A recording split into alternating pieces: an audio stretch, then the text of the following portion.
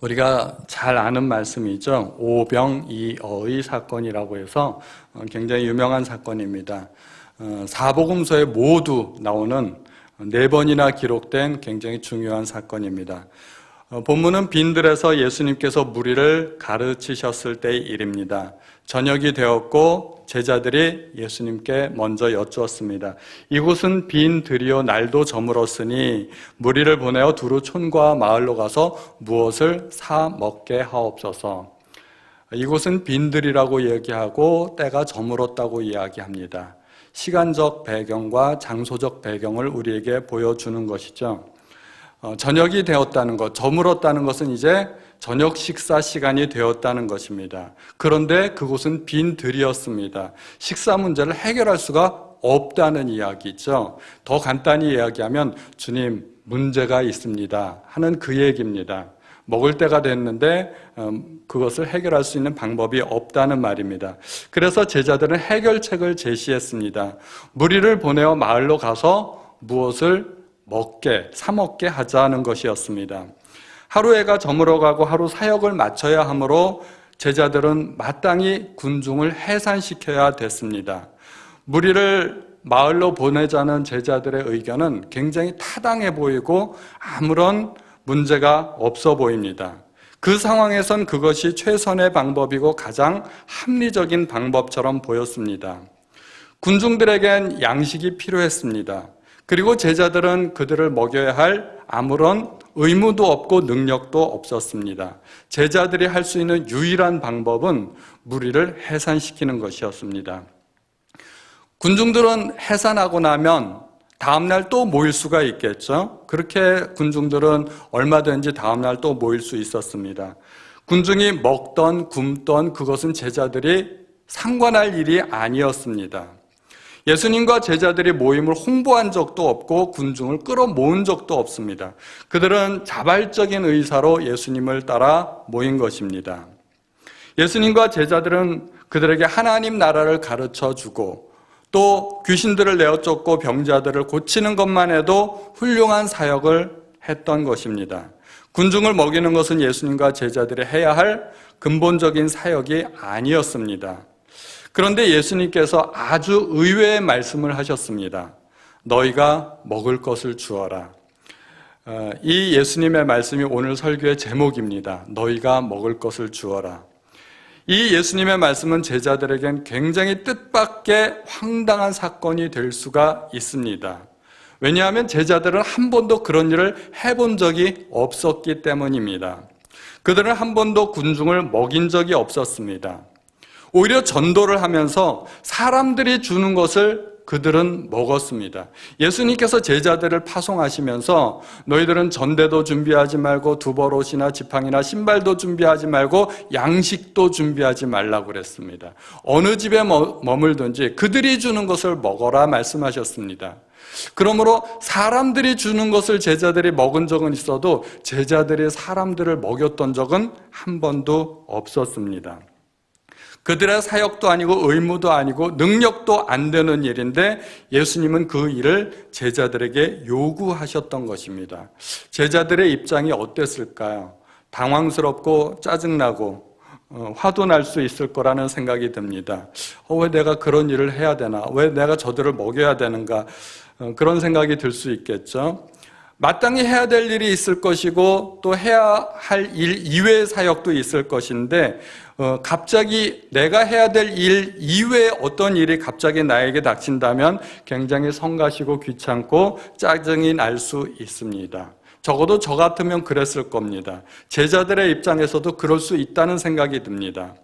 하루 일과를 마감하고 이제는 퇴근하려고 하는데 주님께서 갑자기 얘들아 오늘은 야근이다. 그러면 어떨까요? 제자들이 갑자기 마음이 좀 무거워지겠죠? 주님의 말씀 속에는 2가지 의미가 있다고 생각이 됩니다.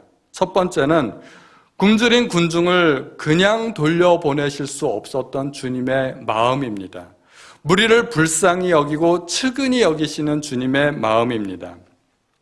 군중이 굶주린 것은 당연히 주님이 책임지실 일이 아닙니다. 그런데 주님은 그것까지도 자신의 책임으로 느꼈다는 것입니다. 군중은 굶주려 있고 주님은 그 무리를 불쌍히 여기셨고 그들에게 뭐라도 먹여서 보냈으면 좋겠다는 것이 주님의 생각이고 마음이셨습니다. 책임감을 가지셨다는 거죠. 책임감은 마땅히 해야만 하는 일에 대한 의무감을 말하는데 책임감이 크면 클수록 더 훌륭한 사람이 됩니다. 특히 나와 상관없는 일까지 내가 책임의식을 느낀다면 그만큼 그의 마음의 크기가 크기 때문이라고 말할 수 있습니다. 책임감은 리더십과 비례합니다. 진정한 리더십은 책임감에서 시작된다고 할 수가 있습니다. 평소에는 리더처럼 보이는데 무슨 일이 생기기만 하면 발뺌하는 사람들이 있습니다. 진정한 리더가 아니기 때문에 그렇습니다. 책임의 반대말이 뭘까요?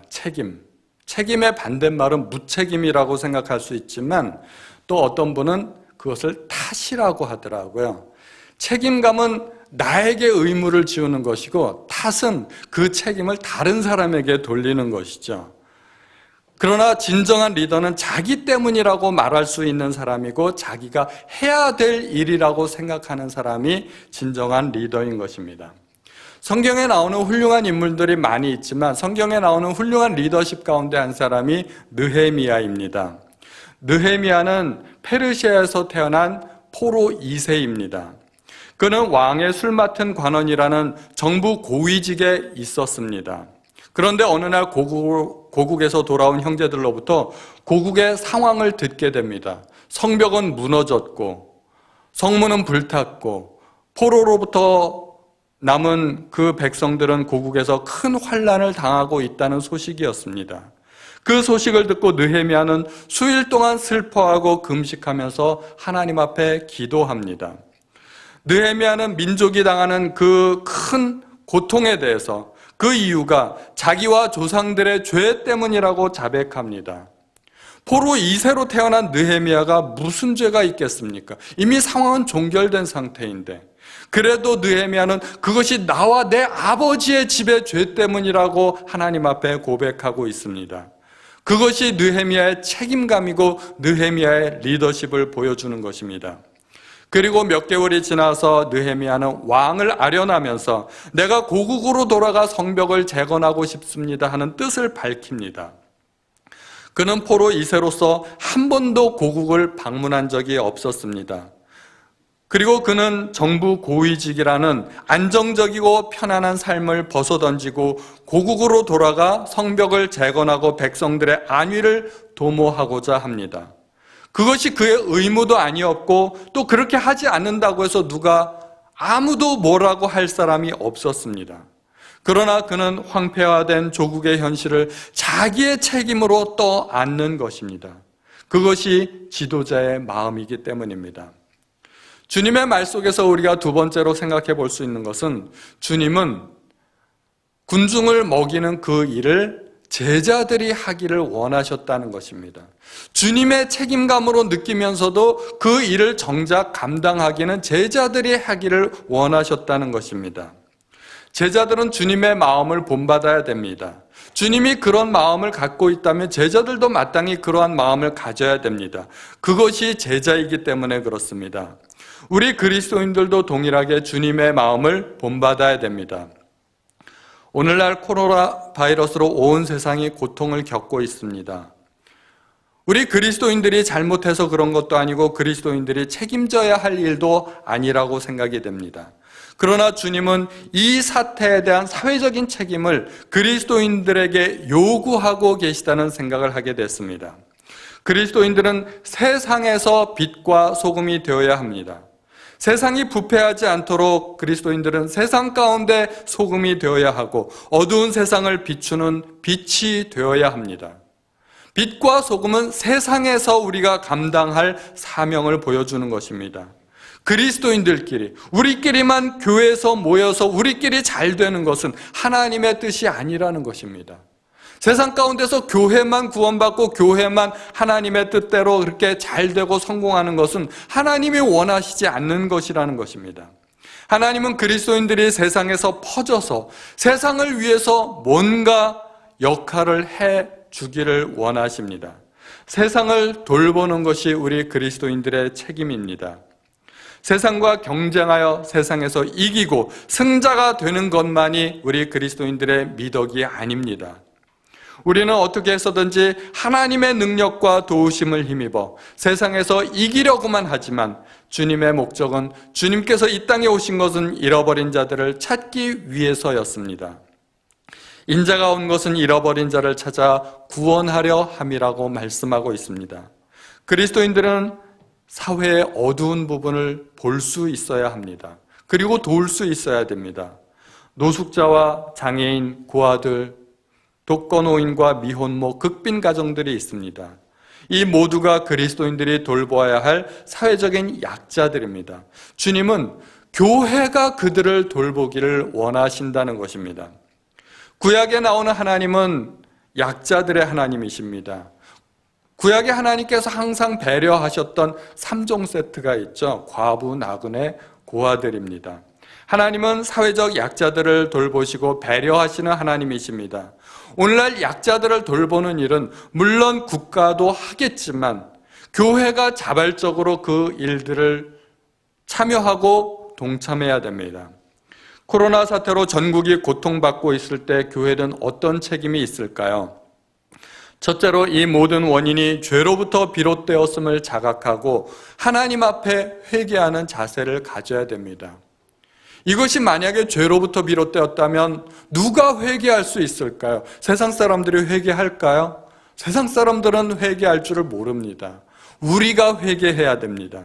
그리고 두 번째로 코로나로 인하여 고통받고 있는 사람들을 교회가 도울 수 있어야 됩니다. 주님은 그 일을 교회가 감당하기를 원하십니다. 우리가 누구를 도와야 된다고 생각하면 우리에게 가장 먼저 드는 생각이 있습니다. 나도 힘든데. 그렇죠? 물론 우리도 힘듭니다. 그런데 지금 대한민국에는 우리보다 더 힘든 사람들이 너무나 많다는 것입니다. 특히 우리나라의 대구에 있는 시민들은 얼마나 이 코로나 때문에 고통받고 있겠습니까? 또 우리가 누구를 도와야 된다고 생각하면 우리가 드는 두 번째 생각이 있습니다. 내가 돕는 것이 얼마나 된다고. 그런 생각을 할 수 있죠. 물론 우리가 가진 것은 매우 작습니다. 그러나 우리가 오늘 본문을 통해서 살펴볼 수 있는 것은 광야의 기적은 한 소년이 가졌던 보리떡 5개와 물고기 2마리라는 기껏해야 몇 명이서 겨우 먹을 수 있는 정도의 아주 작은 헌신에서 비롯되었다는 것을 기억해야만 된다는 것입니다. 제자들이 예수님께 다시 물었습니다. 우리가 가서 200데나리온의 떡을 사다가 먹이리까? 제자들이 그렇게 하겠다는 말인가요? 제자들의 마음에 진실성이 있는 말일까요? 전혀 진심이 아닙니다. 첫째로 그들에게는 200데나리온이라는 그 거대한 돈이 없습니다. 그리고 둘째로 그들에게 그 돈이 있다 할지라도 그들은 이 광야에서 백성들을 먹일 수 있는 떡을 구할 수가 없습니다. 돈도 없고 돈이 있어도 해결이 안 되는 상황인데 제자들이 우리가 가서 200데나리온의 떡을 사다 먹이리까? 이 얘기는 반항인 거죠. 주님 앞에 우리는 못합니다. 우리는 할 수 없습니다. 그런 말을 딱 잘라서 단정적으로 하는 것입니다. 그랬더니 그 부정적인 반응에 예수님께서 너희에게 떡 몇 개가 있는지 가서 보라 말씀하셨습니다. 그것은 상당히 뚱딴지 같은 말씀이라고 할 수가 있습니다. 제자들은 무리를 먹이는 일에 대해서 관심도 없고 의욕도 없는 상황인데 예수님은 제자들이 갖고 있는 그 아주 작은 자원에 집중하셨던 것입니다. 제자들에게 떡과 생선이 있었다는 것을 우리 주님은 이미 아시고 계셨습니다. 그런데 제자들에게 떡이 얼마나 있건 간에 어차피 그것으로 군중을 먹일 수 있는 상황은 아닙니다. 제자들에겐 그런 능력이 없었습니다. 그러나 예수님께서는 그래도 예수님께서 뭔가 보여주시고 싶은 그런 의욕이 있으셨습니다. 예수님은 포기하지 않으셨던 겁니다. 예수님께서 포기하지 않으신 것은 물론 무리를 위한 마음도 있었지만 제자들에게 뭔가 보여주시고 가르치시고 싶으신 주님의 의도가 있었기 때문이었습니다. 주님의 의도는 내가 하는 일을 한번 잘 봐라. 내가 언제 너희에게 불가능한 일을 시키더냐. 그런 말씀을 하시는 것 같았습니다. 물론 주님은 제자들에게 떡이 충분하지 않다는 것을 알고 계셨습니다. 주님이 작은 것에 집중하시는 이유는 그 일이 믿음으로 되는 일이기 때문입니다. 하나님의 나라는 원래 작은 것으로부터 시작합니다. 하나님의 나라를 비유로 말씀하실 때 주님은 가루 서말에 넣어 전부 부풀게 한 누룩과 같다고 말씀하셨습니다. 누룩은 굉장히 작은 양이지만 가루 서말에 넣었을 때 전부 부풀게 하는 능력이 있었습니다. 주님께서는 또 하나님의 나라는 겨자씨와 같다고 하셨습니다. 눈에 보일 듯 말 듯 모래알 하나만큼 작은 그 겨자씨가 나중에 자라서는 공중의 새들이 와서 깃들일 만큼 큰 나무가 될 수 있다는 것입니다. 아주 작은 가능성에 믿음으로 집중하시는 것이 주님의 방법입니다. 주님은 12명의 제자들을 선택하셔서 온 세상을 하나님의 나라로 만드실 어마어마한 계획을 갖고 계셨습니다. 주님은 제자들이 갖고 있는 단지 그 몇 개의 떡만으로 5,000명이나 되는 무리를 먹이시겠다는 것입니다. 엘리야 시대도 3년 6개월간의 지속된 그 가뭄을 끝내는 큰 비가 있었는데 시작은 손바닥만한 작은 구름이었습니다. 그 작은 구름이 온 하늘을 뒤덮는 큰 먹구름이 되고 그 먹구름에서 큰 비가 내렸던 것입니다.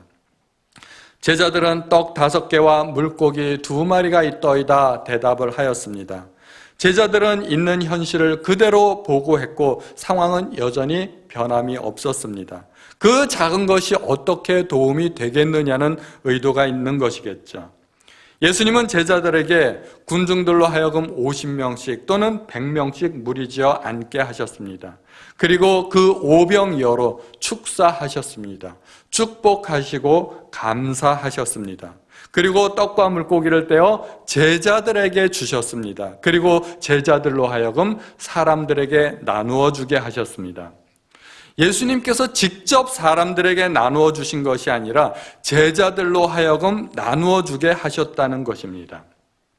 예수님의 말씀이 그대로 이루어졌습니다. 제자들은 사람들을 먹일 수 있게 된 것입니다. 누구의 능력으로? 주님의 능력으로. 주님의 능력으로 말미암아 주님이 시키신 그 사역을 제자들이 감당할 수 있게 되었다는 것입니다. 중요한 것은 제자들에게 불가능한 일을 예수님이 직접 하시지 않으셨다는 것입니다. 주님께서 제자들에게 이놈들아 잘 봐라 이렇게 하는 거야 하고서 멋있게 뽀대나게 그렇게 주님께서 보여주시지 않으셨다는 것입니다. 제자들이 그 일을 직접 하게끔 맡기셨습니다. 주님은 처음부터 그 일을 제자들에게 맡기셨고 예수님은 단지 제자들을 돕는 역할로 남아 있으셨습니다. 주님은 제자들이 그 일을 직접 하기를 바라셨습니다. 그리고 그 일을 시키셨고 도와주셨습니다. 한 번도 해본 적이 없지만 주님은 제자들이 그 일에 대해서 믿음의 시도를 하기를 바라셨던 것입니다. 제자들이 그 일을 시도할 때 주님은 그 일을 도와주실 의도를 처음부터 갖고 계셨습니다. 주님은 제자들이 믿음으로 이 일에 도전해 보기를 바라셨을 것입니다. 그런데 보통 우리는 어떤 일을 시도할 때 되는 일, 안 되는 일을 제일 먼저 구분합니다. 안 되는 일 해봤자 헛수고니까 될 가능성을 먼저 생각하겠죠. 되는 일, 안 되는 일을 먼저 정확하게 구분을 합니다. 그리고 안 되는 일은 시도조차 하지 않습니다. 되는 일과 안 되는 일의 기준이 뭘까요? 내 능력입니다. 내 능력으로 안 되면 안 되는 일이고 내가 할 수 있어야 그 일은 가능한 일이고 되는 일이라는 것입니다. 우리는 늘 기준이 어디에 있습니까? 나에게 있습니다. 우리는 하나님의 생각에 대해서 별로 관심이 없습니다. 하나님께서 도와주실까? 하나님의 능력으로 가능할까? 이 생각보다는 내 능력으로는 안 돼. 이거를 제일 먼저 생각하는 거죠. 5,000명을 먹여야 한다고 생각했을 때 그들 머릿속에 가장 먼저 떠오른 생각은 200데나리온이 필요해. 그것이었습니다. 그리고 그들에게는 200데나리온이 없었습니다. 그러므로 그 일은 불가능한 일이었고 시도할 가치조차 없었다는 것입니다. 우리는 지금 대한민국과 온 세계에 퍼진 코로나 때문에 하나님 앞에 기도하기로 작정하고 매일 저녁 10시에 온 교회가 어디에 있든지 무엇을 하든지 하던 일을 멈추고 기도하기로 했습니다. 그리고 릴레이 금식도 합니다. 우리가 그런다고 코로나가 사라질까요? 우리의 힘이 정말 코로나를 종식되게 할 수 있을까요? 계란으로 바위치는 격이라고 생각이 됩니다. 온 세상을 뒤덮고 있는 이 코로나를 우리가 뭘 어떻게 할 수 있겠습니까? 그럼에도 불구하고 우리는 마땅히 해야 될 일을 해야 된다고 믿습니다. 주님도 제자들에게 너희가 먹을 것을 주어라 하지 않았습니까? 우리는 돌아오는 4월 12일 부활절 헌금을 모두 코로나로 고통받고 있는 이웃들에게 후원하려고 합니다. 우리가 지원하는 것이 얼마나 도움이 될까요? 정부도 감당하지 못하는 일인데 우리 교회가 할 수 있는 일이 정말 도움이 되기는 할까요? 그래도 해야 된다고 믿습니다. 우리의 능력이 부족한 것이 문제가 아니고 우리의 관심이 부족한 것이 문제입니다. 지금 유럽과 미국의 이 코로나 때문에 난리가 났습니다. 그래도 우리는 마음속 한쪽 구석에 그래도 우리나라 아니니까 그러려니 하고 생각합니다. 대구에서도 수천 명의 확진자가 나오고 난리가 났지만 우리 동네 아니니까 그나마 조금 위안을 갖습니다. 그냥 안 됐다 정도로만 생각을 합니다. 송도에 확진자가 나왔어도 우리 가족만 아니면 그래도 괜찮지 않나 하는 생각을 할 수가 있습니다. 그런데 이 모든 생각들은 그리스도의 제자들이 가져야 할 태도가 아니라는 것입니다. 우리의 능력이 되건 안 되건 상관없이 이 사태를 위하여 교회는 기도해야 되고 세상을 도와야 된다는 것입니다. 그것이 주님의 마음입니다. 하나님께서 모세를 부르셨을 때 모세에게 맡겨진 사명은 그 이집트의 왕으로부터 파라오로부터 이스라엘 백성들을 구출해 내라는 것입니다. 이게 가능하겠습니까? 택도 없는 일입니다. 80세의 노인이 어떻게 바로와 이집트를 대항하여 당대의 최고 강대국인데 이스라엘 민족을 노예 상태에서 구출해낼 수 있겠습니까? 모세에게 군대가 있는 것도 아니고 외교적으로 해결할 수 있는 어떤 정치적인 지위가 있는 것도 아닙니다. 모세에게는 달랑 지팡이 하나 있을 뿐입니다. 무엇을 할 수 있겠습니까? 모세가 맡은 사명을 영어로 얘기하면 뭘까요? 혹시 아시는 분 계세요? 모세가 맡은 사명. 그것을 영어로 얘기하면 미션 임파서블. 불가능한 사명이죠. 말도 안 되는 얘기입니다. 그러나 하나님께서 모세를 부르셨을 때 하나님의 의도가 있습니다. 내가 가서 한번 능력을 발휘해봐라 하는 것이 아니었습니다. 너는 내가 시키는 대로만 해라. 그것이 하나님이 주신 사명입니다. 모세는 능력을 발휘할 아무런 이유도 없습니다. 능력은 하나님께서 발휘하실 것입니다. 모세는 하나님께서 말하라는 대로 말하면 되고 지팡이를 들라면 들고 내리라면 내리고 시키는 대로만 하면 되는 것입니다. 이집트에 내려진 10가지 재앙은 전적으로 하나님의 능력으로 된 것입니다. 모세는 단지 하나님의 전령으로서 하나님의 메시지를 전달하는 사자일 뿐이었습니다. 그러므로 하나님께서 모세를 부르신 것은 모세의 능력을 보여주기 위해서가 아니라 하나님의 능력을 보여주시기 위해서였습니다.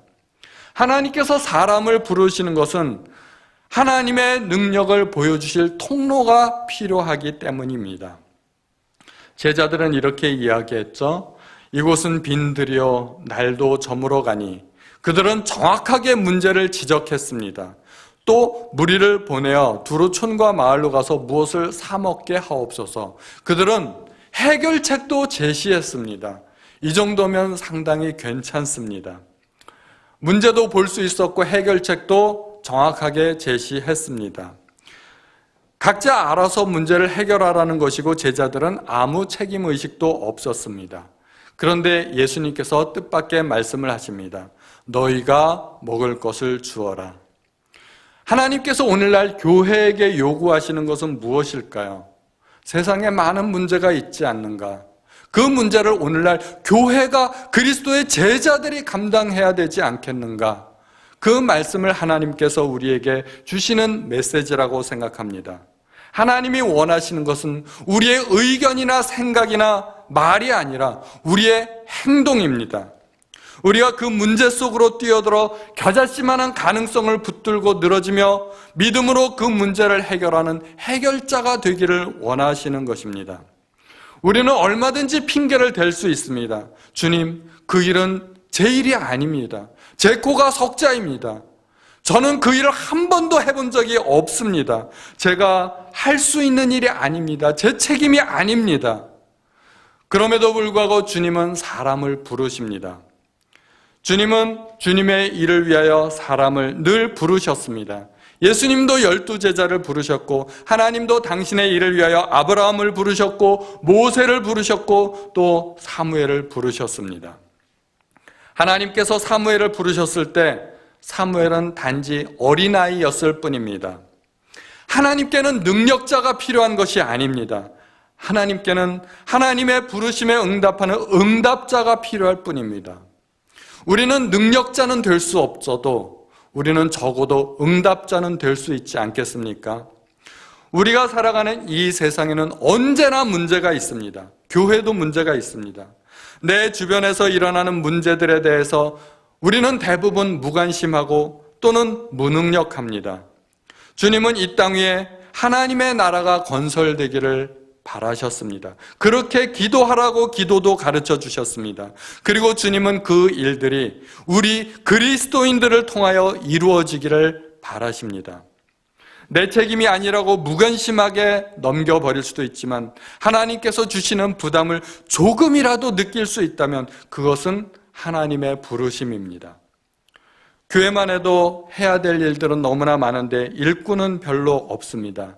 많은 사람들이 그냥 예배자로 만족하려고 합니다.